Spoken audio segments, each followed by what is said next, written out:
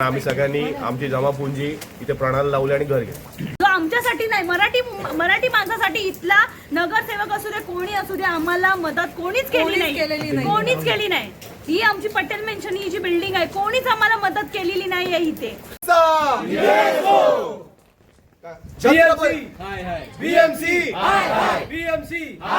प्रशासन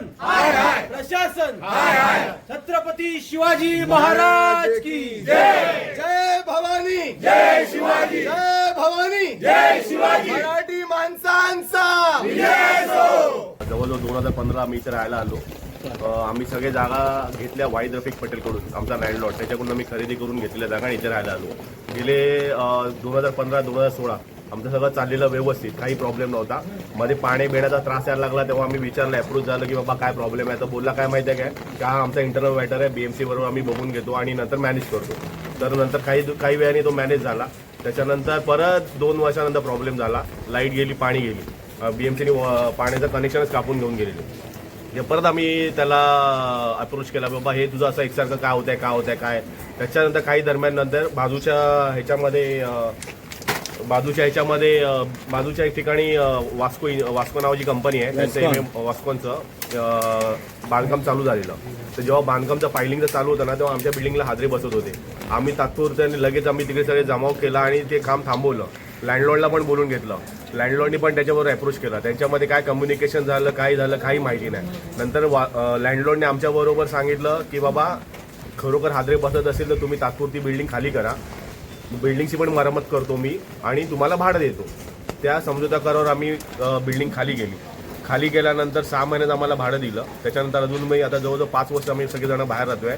आम्हाला कोणाला 1 रुपयाचाही त्यांनी मदत केली नाही ना. आम्हाला तिकडे आता राहायला घर आहे, बीएमसीने येऊन कारवाई करून घेतली. त्या दरम्यानमध्ये आम्ही ज्याच्या विरुद्ध चौकशा केल्या ना, त्याच्यामध्ये असं निदर्शनास आलं की तो 1 नंबरचा फ्रॉड माणूस आहे.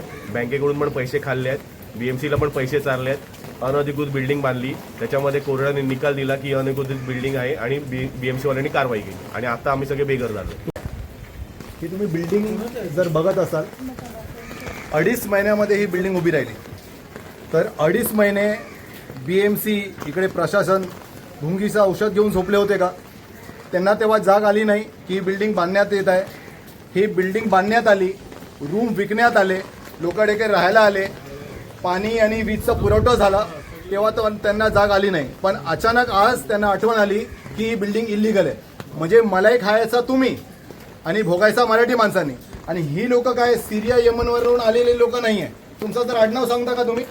गायत्री गजानन सुर्वे, आदिश्री सावंत, गणेश पुस्तुरे.